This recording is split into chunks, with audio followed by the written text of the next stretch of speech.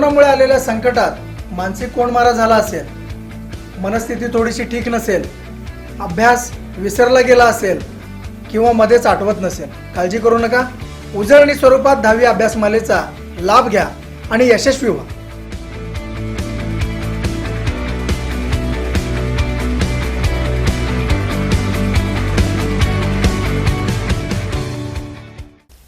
नमस्ते विद्यार्थी मित्रांनो, पुढच्या प्रकरणाकडे आपण वळूया. आपण विज्ञानच्या कार्बन आणि त्याची संयुगे आणि याच्यामधले परीक्षेच्या दृष्टीने जे महत्त्वाचे पॉइंट्स आहेत ते पुन्हा एकदा आपण त्यांची उजळणी करूया. कारण हा भाग तुम्हाला डिटेलमध्ये शाळेत झालेलाच आहे, फक्त इथं आपण महत्त्वाचे पॉइंट्स तेवढे बघूया. या प्रकरणामध्ये जो आपल्याला अभ्यास करायचा आहे तो कार्बन या मूलद्रव्याविषयी डिटेलमध्ये अभ्यास करायचा आहे. आता कार्बन हे मूलद्रव्य जर आपण बघितलं तर आपण दैनंदिन जीवनामध्ये ज्या वस्तू वापरतोय, म्हणजे अगदी अन्नपदार्थ असतील, पुस्तकं असतील, औषधं असतील, या सगळ्यांमधला हा महत्त्वाचा घटक.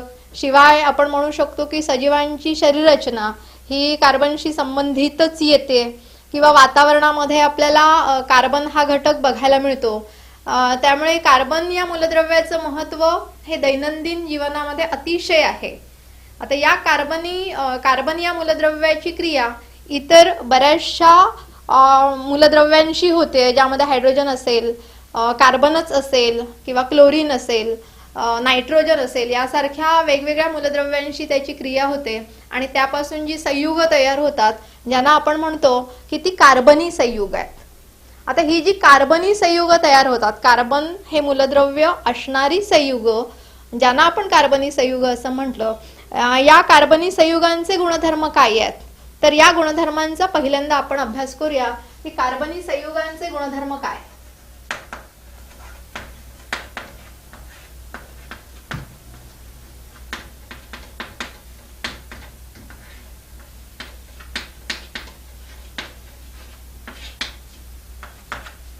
याच्यामध्ये पहिला महत्वाचा गुणधर्म येतो की या कार्बनी संयुगामध्ये जो बंध निर्माण होतोय तो बंध हा सहसंयोजी प्रकारचा बंध असतो.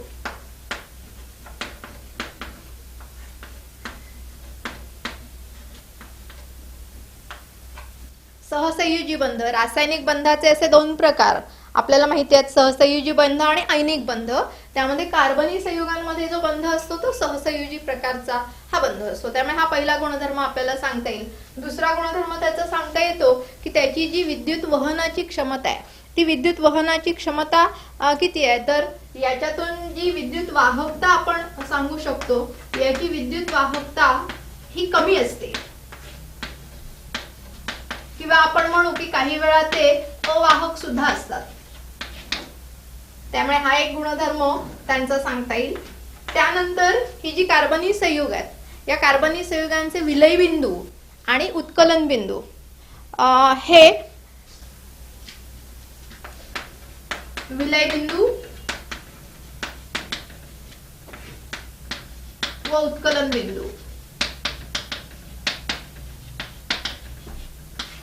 हे कमी असतात. त्यामुळे महत्वाचे गुणधर्म आपण जर कार्बनी संयुगांचे बघायला गेलो तर हे महत्वाचे गुणधर्म आपल्याला सांगता येतील. सहसंयोजी बंधाची निर्मिती, विद्युत वाहकता कमी आणि विलय आणि उत्कलन बिंदू हे कमी असणारे हे दिसतात. आता याच्यातला महत्वाचा आपण भाग घेऊया की यांच्यामध्ये जे सहसंयोजी बंध निर्माण होतो, हा जो सहसंयोजी बंध आहे, या सहसंयोजी बंधाची निर्मिती कशी होते आणि त्याचे प्रकार कोणते आहेत. यामध्ये जर आपण बघितलं तर सहसंयोजी बंध जो निर्माण केला जातो दोन मूलद्रव्यांमध्ये किंवा दोन अणूंमध्ये अष्टक रचना पूर्ण होण्याच्या दृष्टीनं, बाह्यतम कक्षेमध्ये 8 इलेक्ट्रॉन पूर्ण होण्याच्या दृष्टीनं इलेक्ट्रॉन हे भागीदारीत मिळवले जातात आणि इलेक्ट्रॉन भागीदारीत घेऊन जो बंध तयार केला जातो, ज्या बंधाला म्हटलं जातं सहसंयोजी बंध. आता किती इलेक्ट्रॉन भागीदारीत घेतले जातात यावरून सहसंयोजी बंधाचे प्रकार पडतात, ज्यामध्ये आपण पहिला प्रकार घेऊ शकतो की एकेरी सहसंयोजी बंध असतो. एकेरी सहसंयोजी बंध. आता एकेरी सहसंयोजी बंध कसा निर्माण होतो याचं जर उदाहरण आपण बघायला गेलो तर त्याचं एक उदाहरण आपल्याला इथं देता येईल की त्याच्यामध्ये क्लोरीन असेल किंवा हायड्रोजन असेल, यांच्यामध्ये जो बंध तयार होतो तो एकेरी सहसंयोजी बंध असतो. समजा मी इथं उदाहरण घेतलं की क्लोरीनचा हा रेणू आहे, याच्यामध्ये बंधाची निर्मिती झाली. क्लोरीनचे 2 अणू आहेत आणि 2 अणूंमध्ये सहसंयोजी बंध हा निर्माण झालेला आहे. तर हा कसा निर्माण होतो, तर त्याची डॉट रचना ही आपण डॉट इलेक्ट्रॉन मांडणी किंवा डॉट इलेक्ट्रॉन रचना ही काढून आपण हा सहसंयोजी बंध हा इथं दाखवू शकतो. काय काढता येईल, तर एक क्लोरीन आपण घेतला तर क्लोरीनचं इलेक्ट्रॉन स्वरूपण हे 2 8 7 असतं. समजा आपण क्लोरीनचे असे 2 अणू घेतले, इथं Cl2 आहेत म्हणजे क्लोरीनचे 2 अणू आहेत, तर प्रत्येक क्लोरीनच्या बाहेर आपण बाह्यतम कक्षेमधले इलेक्ट्रॉन हे दाखवू शकतोय. हे आपण दाखवूया इथं.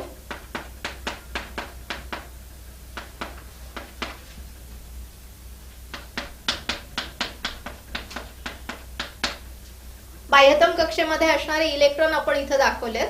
आता या इलेक्ट्रॉन मध्ये भागीदारी कशी केली जाते बघू. अष्टक रचना पूर्ण करायची आहे. या क्लोरीनला बाह्यतम कक्षेमध्ये 8 इलेक्ट्रॉन पाहिजेत, तर हा या पद्धतीनं याच्याकडचा 1 इलेक्ट्रॉन भागीदारीत घेईल. हा क्लोरीन सुद्धा याच्याकडचा हा इलेक्ट्रॉन भागीदारीत घेईल. आणि इथं जर आपण बघितलं तर इथं इलेक्ट्रॉनची एक जोडी जी भागीदारीत घेतलेली आपल्याला दिसते आणि त्यापासून क्लोरीन मध्ये सहसंयोजी बंध निर्माण झालेला दिसतो आणि इलेक्ट्रॉनची एक जोडी म्हणजे एकेरी असणारा तो सहसंयोजी बंध इथं निर्माण होतो. त्यामुळे हा एक प्रकार. त्यानंतर दुसरा प्रकार येतो की याच्यामध्ये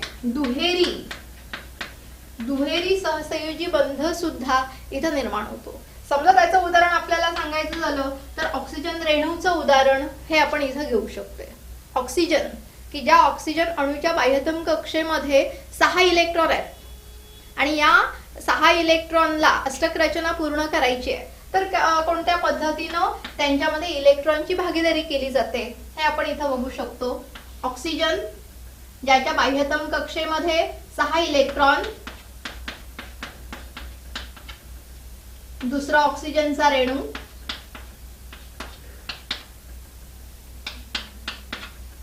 दोन ऑक्सिजनचे अणू आपण दाखवले तिथं. आता यांच्यामध्ये अष्टक रचना कशी होते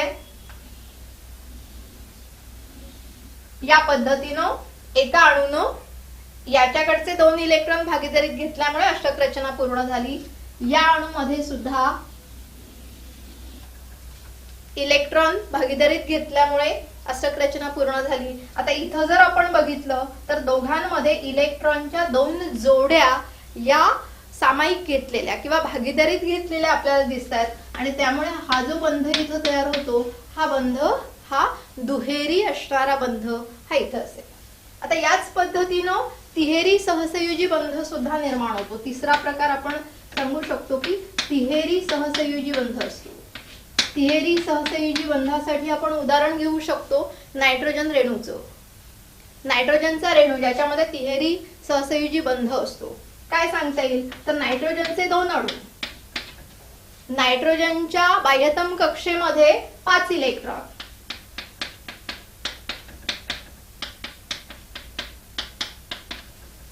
आता याच्यामध्ये भागीदारी जी केली जाते ती या पद्धतीनं होईल.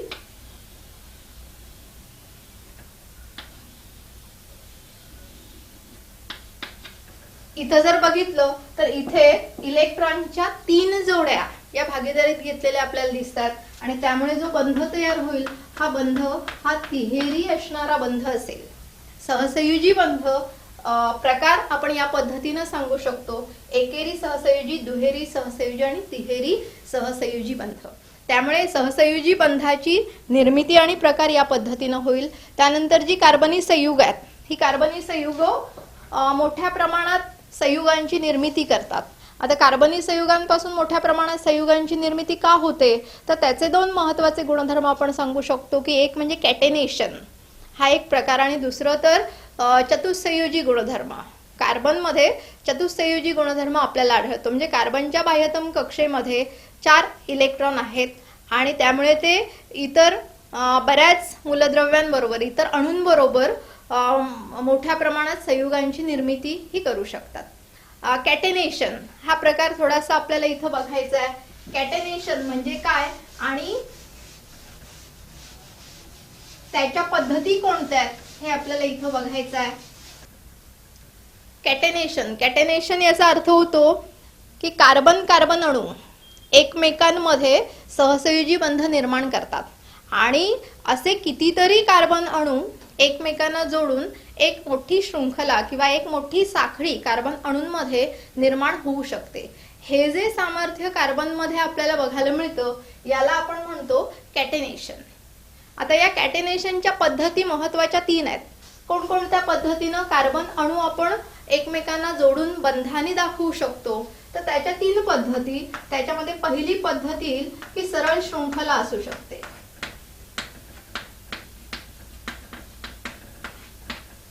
कशी काढून दाखवू शकतो आपण सरळ शृंखला? तर कितीही कार्बन अणू आपण एकमेकांना जोडून दाखवू शकतोय सरळ साखळीमध्ये.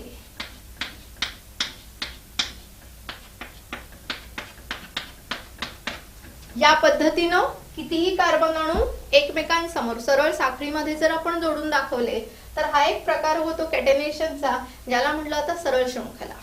त्यानंतर दुसरा प्रकार येतो शाखा शृंखला.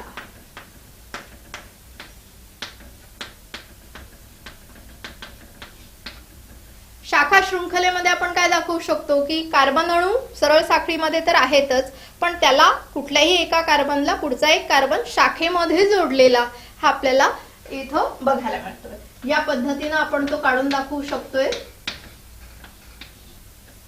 सरळ साखळी आहे कार्बनची. ही जी सरळ साखळी आहे या सरळ साखळीला या कार्बनला अजून एक कार्बन आपण शाखेमध्ये जोडून दाखवलाय, त्यामुळे शाखा शृंखला इथं होऊ शकते. आणि तिसरा प्रकार येतो ज्याला म्हटलेला आहे वलयाकृती.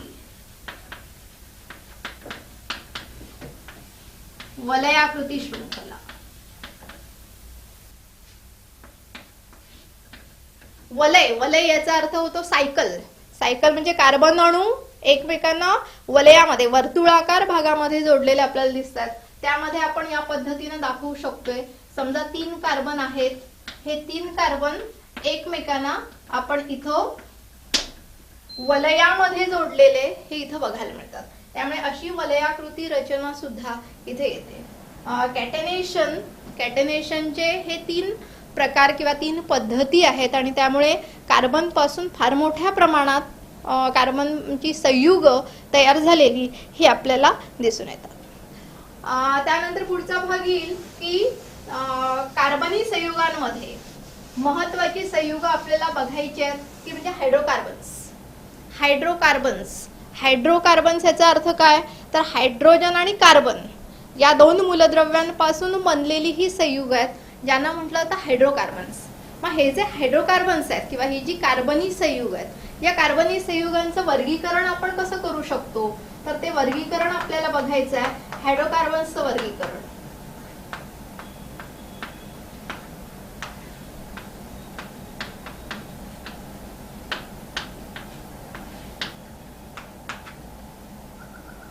वेगवेगळ्या पद्धतीने आपण हायड्रोकार्बनचं वर्गीकरण करू शकतो.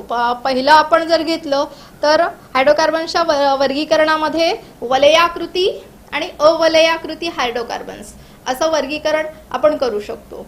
समजा अवलयाकृती हायड्रोकार्बन्स मध्ये आपण गेलो तर त्याच्यामध्ये पहिला प्रकार आपल्याला बघायला मिळतो संपृक्त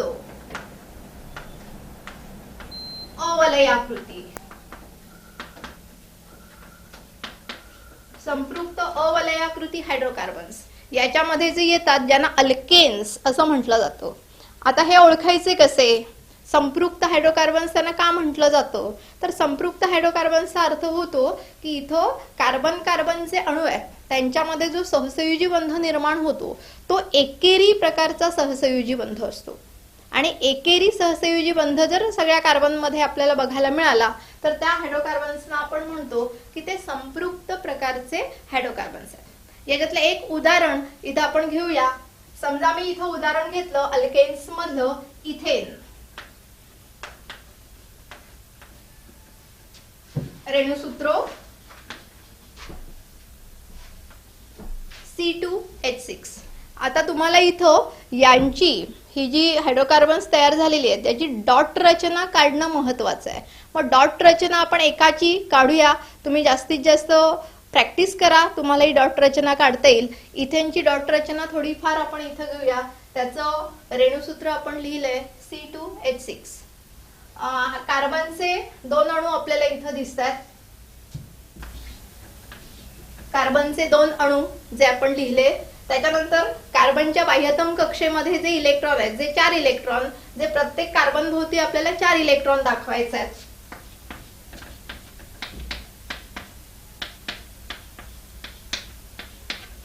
कार्बन भोवती 4 इलेक्ट्रॉन. त्यानंतर आपल्याला हायड्रोजन दाखवायचे आहेत. 6 हायड्रोजन दाखवायचे आहेत इथं.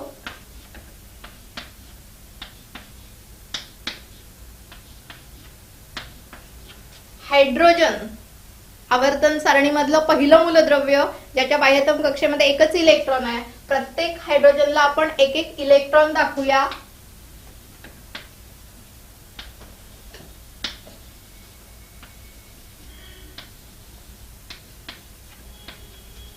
या पद्धतीनं आता आपण सहसंयोजी बंध कसे निर्माण होतात, भागीदारी कशी केली जाते आणि अष्टक रचना कशी पूर्ण होते हे बघूया. समजा हा हायड्रोजन आपण घेतला, याच्याकडचा हा एक इलेक्ट्रॉन, कार्बनकडचा हा एक इलेक्ट्रॉन, त्यामुळे याच्यामध्ये भागीदारी होईल, त्याची द्विक स्थिती ही पूर्ण होईल. प्रत्येक हायड्रोजनची या पद्धतीनं द्विक स्थिती पूर्ण होईल.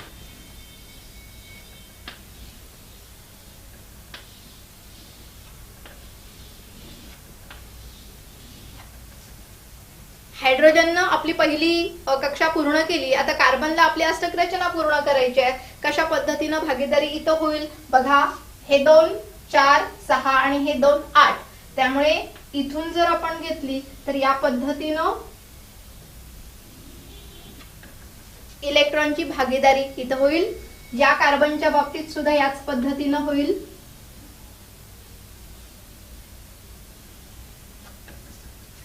आता इथं जर आपण घेतलं तर इथं जो बंध तयार होईल ते बंध आपण इथं दाखवू शकतो. इथं 2 कार्बन, त्याच्यामध्ये इलेक्ट्रॉनची एक जोडी, त्यामुळे एकेरी बंध इथं दाखवला. आणि सगळीकडे हायड्रोजन, ज्याच्यामध्ये ही इलेक्ट्रॉनची एक जोडी म्हणजे एकेरी बंध आहे, तो आपण इथं दाखवू शकतो.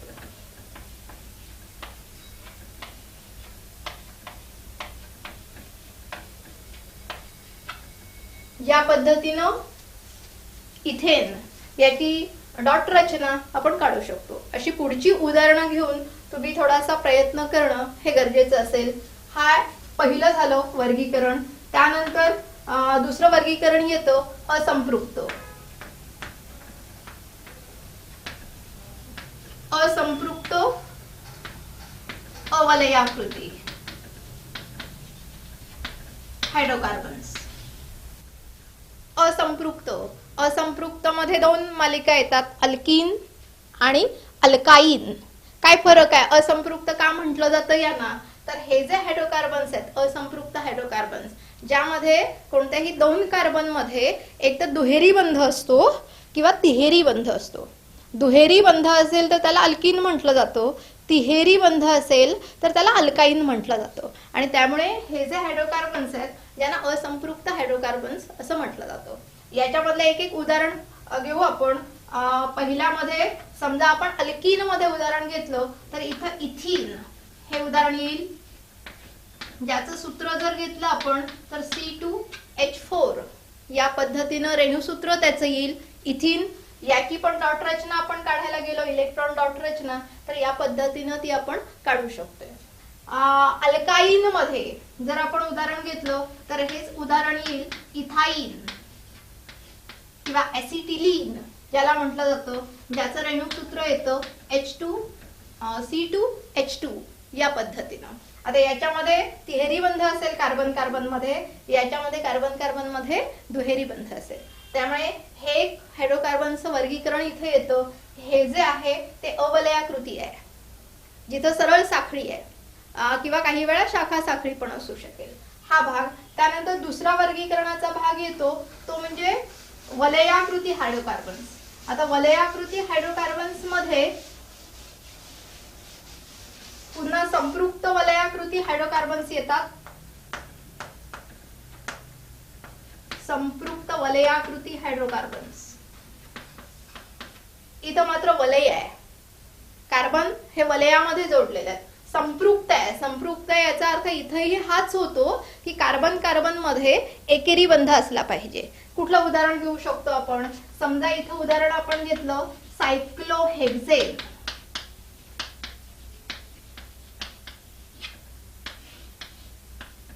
सायक्लोहेक्सेन C6H12.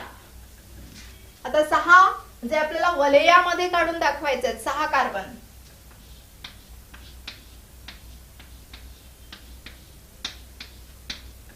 या पद्धतीनं 6 कार्बन वलयामध्ये दाखवले. एकेरी बंध आहे सगळ्यांमध्ये आणि प्रत्येक ठिकाणी 2 हायड्रोजन इथे येतील.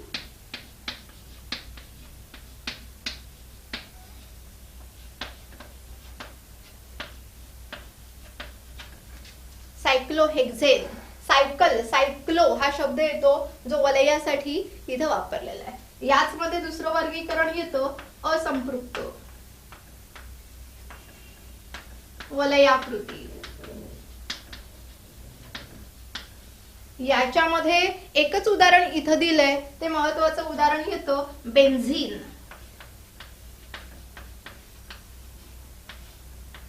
रेणुसूत्र येतं C6H6. त्याचं रचना सूत्र आपण काढायला गेलो तर रचना सूत्र या पद्धतीने येईल. कार्बन अणू 6 जे वलयामध्ये जोडलेले आहेत, पण इथं एक सोडून एक एकेरी आणि दुहेरी बंध असलेला आपल्याला दिसून येतो आणि प्रत्येकाला एक हायड्रोजन.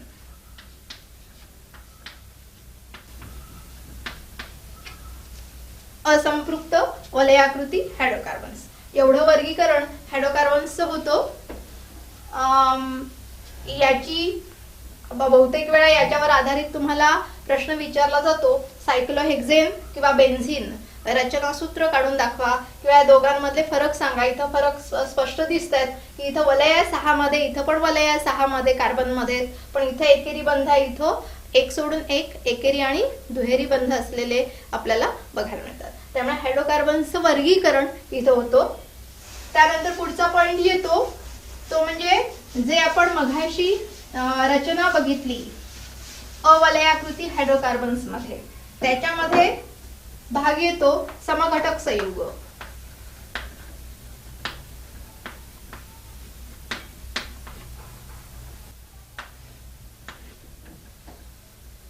काय समघटक संयुग म्हणजे? तर हे पण जे हायड्रोकार्बन्स आहेत, हे हायड्रोकार्बन्स की ज्यांचं रेणुसूत्र समान असतं, पण त्यांची जी रचना आहे किंवा रचना सूत्र आहे हे मात्र वेगवेगळ्या प्रकारे आपण काढून दाखवू शकतो. आणि अशी खूप संयुग तयार होऊ शकतील एकाच हायड्रोकार्बनची, ज्यांना म्हटलं जातं समघटक संयुग.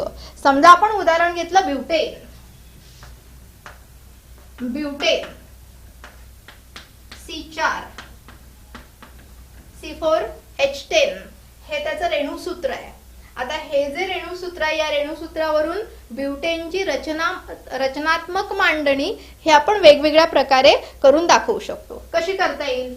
एक तर आपण हे जे 4 कार्बन अणू आहेत, हे 4 कार्बन अणू सरळ साखळीनं एकमेकांना जोडून दाखवू शकतो आणि मग त्याला हायड्रोजन हे जोडून दाखवता येतील.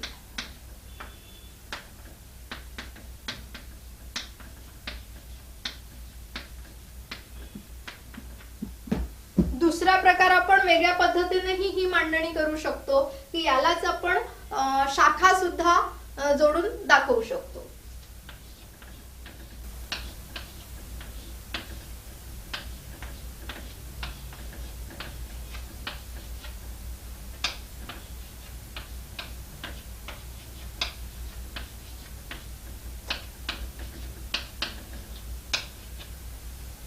आता जिथं आपण कार्बन कार्बन अणू एकमेकांना सरळ साखळीनं जोडलेले आहेत, यांना ओळखण्यासाठी जे नाव दिलं जातं ज्याला म्हणतात n butane, normal butane. N butane याचा अर्थ नॉर्मल ब्युटेन, सरळ साखळी तिथे आहे. आणि इथं आपण बघितलंय की इथं शाखा आहे, त्यामुळे याला नाव देताना आयसोब्युटेन असं नाव दिलं जातं. त्यामुळे हायड्रोकार्बन मधलं ब्युटेन पासून पुढचं कोणतंही उदाहरण आपण या पद्धतीनं वेगवेगळ्या प्रकारे त्याची रचनात्मक मांडणी करू शकतो. याचंही सूत्र C4H10 आहे, याचंही रेणुसूत्र C4H10च आहे, पण रचनात्मक मांडणी वेगळी आहे, ज्याला इथं म्हटलेलं आहे समघटक संयुग. त्यामुळे समघटक संयुगांचा हा भाग इथे येईल. त्यानंतर पुढचा येतो की जे हायड्रोकार्बन्स आहेत, त्या हायड्रोकार्बन्स मध्ये जे कार्बनला हायड्रोजन जोडलेले आहेत, त्या एक किंवा जास्त हायड्रोजनची जागा ही दुसरं एखादं मूलद्रव्य किंवा दुसरा एखादा गट हा घेऊ शकतो. आणि हायड्रोजनला जर एखाद्या मूलद्रव्यानं किंवा एखाद्या गटानं विस्थापित केलं, त्याची जागा जर घेतली, तर त्यापासून वेगवेगळे क्रियात्मक गट तयार होतात. त्यामुळे पुढचा जो पॉइंट येतो तो पॉइंट येतो क्रियात्मक गटाचा. क्रियात्मक गट, कोणकोणते क्रियात्मक गट आपल्या पुस्तकामध्ये इथं दिलेले आहेत बघूया.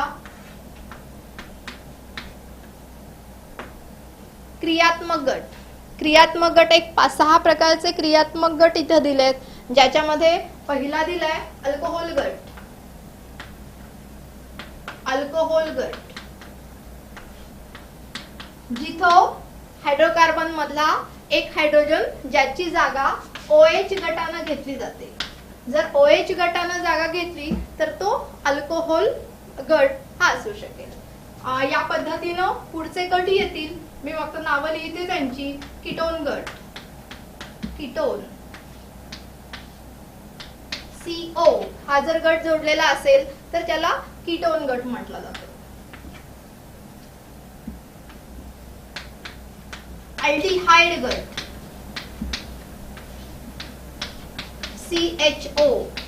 CHO जर जोडलेला असेल तर तो अल्डिहाइड असेल.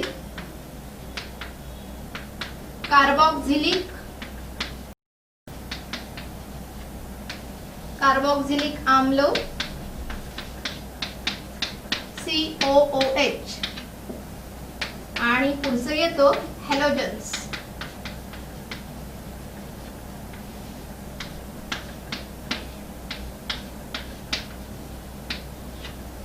या पद्धतीनं क्रियात्मक गट आणि त्याच्यापासून बनलेली संयुग ही इथं दिलेली आहेत. त्यामुळे हा भाग लक्षात ठेवणं गरजेचं आहे. थोडक्यात या पद्धतीनं लक्षात ठेवा. OH गट, CO गट, CHO गट, COOH गट, Cl गट. Cl हा अणू जोडलेला असेल किंवा मूलद्रव्य जोडलेलं असेल किंवा Br हे मूलद्रव्य का हायड्रोकार्बनच्या साखळीमध्ये हे जोडलेलं असेल. त्यामुळे क्रियात्मक गटामध्ये एवढे क्रियात्मक गट हे इथे येतात. त्यानंतर हायड्रोकार्बन्स मध्येच पुढचा पॉइंट येतोय तो म्हणजे समजातीय श्रेणी.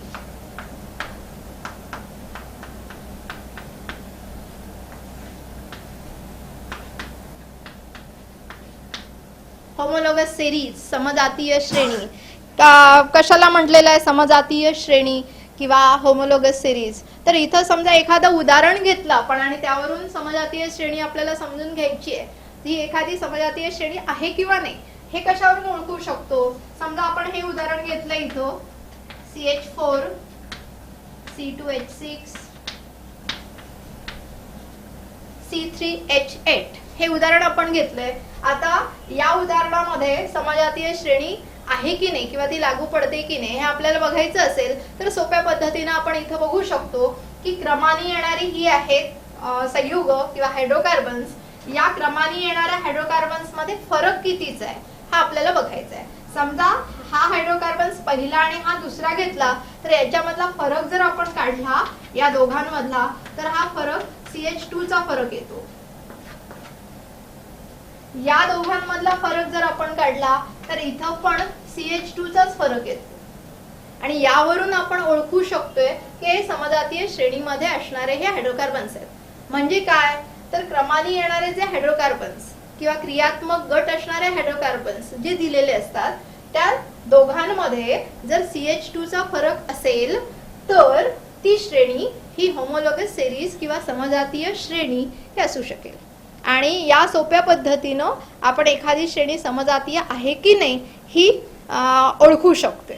त्यामुळे समजातीय श्रेणी किंवा होमोलॉगस हा भाग या पद्धतीनं आपण लक्षात ठेवू शकतो. त्यानंतर आतापर्यंत जी आपण ही कार्बनी संयुग बघितली, ही जी कार्बनी संयुग आहेत, या कार्बनी संयुगांचे काही रासायनिक गुणधर्म पण इथं दिलेले आहेत. कोणकोणते, मी फक्त पॉइंट्स इथं सांगेन तुम्हाला. तर कार्बनी संयुगांच्या रासायनिक गुणधर्मामध्ये पहिला गुणधर्म दिलाय ज्वलनाची क्रिया. कार्बनी संयुगांची ज्वलनाची क्रिया होते. आता ज्वलन पूर्ण ज्वलन असू शकेल किंवा अपूर्ण ज्वलन असेल. पूर्ण ज्वलन असेल तर निळ्या रंगाची ज्योत तयार होते. अपूर्ण ज्वलन असेल तर पिवळसर रंगाची ज्योत काजळी निर्माण झालेली आपल्याला दिसते. पेट्रोलियम सारख्या पदार्थ आपण घेतले, जी पण कार्बनी संयुग आहेत, यामध्ये पण पूर्ण अपूर्ण ज्वलन हे होऊ शकतं. त्यामुळे हा एक गुणधर्म दिलाय ज्वलनाची क्रिया. ऑक्सिडेशन, ऑक्सिजन बरोबरची क्रिया कार्बनी संयुगांची दिलेली आहे.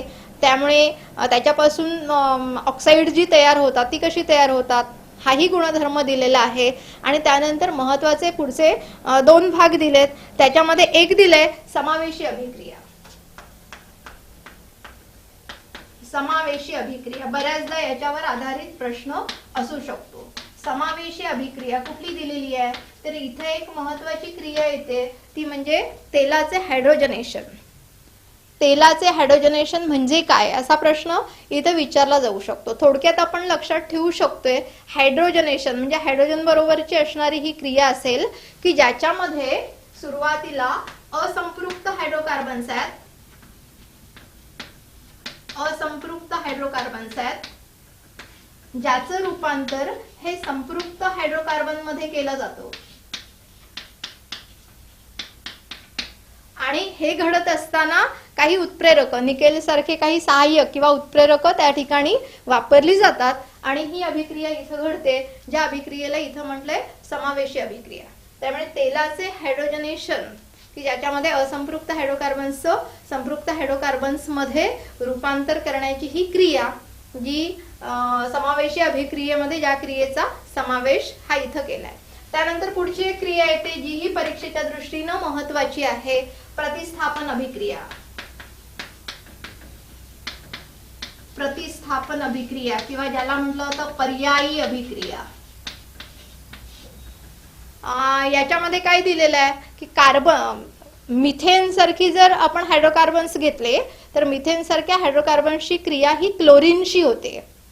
आणि जेव्हा मिथेन सारख्या हायड्रोकार्बनची क्रिया क्लोरीनशी केली जाते तेव्हा मिथेनचा किंवा त्या हायड्रोकार्बन्स मधला एक एक हायड्रोजन क्लोरीनमुळे विस्थापित होतो, क्लोरीनमुळे बाजूला काढला जातो. आणि अशी एक सलग अभिक्रिया इथं आपल्याला बघायला मिळते, ज्याला म्हटलेलं आहे प्रतिस्थापन अभिक्रिया, सबस्टिट्यूशन रिएक्शन.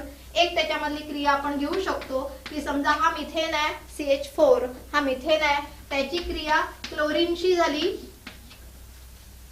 आता क्लोरीनची जर क्रिया झाली तर सांगितल्याप्रमाणे याच्यामधला एक हायड्रोजन याच्यामधला क्लोरीन बाजूला काढेल आणि त्यामुळे तयार होणारा उत्पादित पदार्थ हा या पद्धतीनं असेल CH3Cl. समजा हीच अभिक्रिया आपण पुढे घेतली की इथं CH3Cl तयार झालेला आहे आणि त्याची पुन्हा क्लोरीनशी अभिक्रिया झाली तर पुन्हा याच्यामधला एक हायड्रोजन कमी होतो, ज्याची जागा क्लोरीन घेतो. त्यामुळे पुढचा उत्पादित पदार्थ तयार होतो आणि या पद्धतीनं प्रतिस्थापन किंवा पर्यायी अभिक्रिया, सबस्टिट्यूशन रिएक्शन या इथं तयार झालेल्या या आपल्याला दिसून येतात. त्यामुळे असे काही कार्बनी संयुगांचे गुणधर्म हे आपल्याला इथं सांगता येतात. आणि शेवटच्या या प्रकरणाच्या भागामध्ये महत्वाची काही 2 कार्बनी संयुग दिलेली आहेत, ज्यामध्ये एक दिलंय इथेनॉल आणि दुसरं दिलेलं आहे इथेनॉइक आम्ल. आता या दोघांचा अभ्यास करत असताना त्यांचे भौतिक गुणधर्म काय आहेत, उपयोग कुठं केले जातात, रासायनिक गुणधर्म काय आहेत हे बघायला लागतील. इथेनॉइक आम्लामध्ये रासायनिक गुणधर्मामध्ये एक गुणधर्म येतो, तो म्हणजे इस्टरिफिकेशनची क्रिया, इस्टरची निर्मिती होण्याची क्रिया. त्यामुळे इस्टरच्या निर्मितीची क्रिया बघणं अतिशय महत्त्वाचं आहे. महत्त्वाची असणारी ही क्रिया इथं आपण सांगू शकतो. आणि शेवटी याच्यामध्ये दिलंय साबण आणि स्वच्छक. साबण आणि स्वच्छकांमध्ये फरक काय, फरक विचारले जाऊ शकतात. फरकांमध्ये महत्त्वाचा आपण घेऊ शकतो की साबण जो वनस्पती तेल किंवा मेद चरबी यापासून तयार होतो, तर स्वच्छकांसारखे पदार्थ हे पेट्रोलियम पदार्थांपासून तयार होतात. कठीण पाण्यामध्ये स्वच्छतेची क्रिया स्वच्छक जास्त चांगली करतात. कठीण पाण्यामध्ये साबण वाया जातो, ते म्हणजे तेवढी स्वच्छतेची क्रिया ही साबणामुळे केली जात नाही. असे काही फरक आपण इथे सांगू शकतो.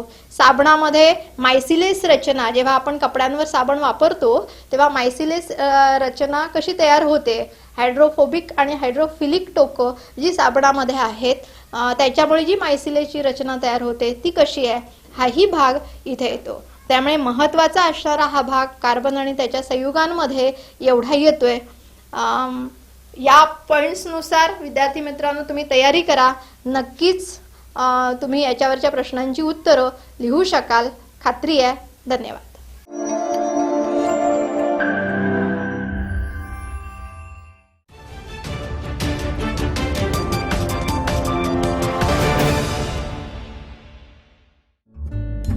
सबस्क्राईब करा तरुण भारत न्यूज चॅनलला आणि ताज्या घडामोडी सर्वात आधी जाणून घेण्यासाठी बेल आयकॉनवर क्लिक करा.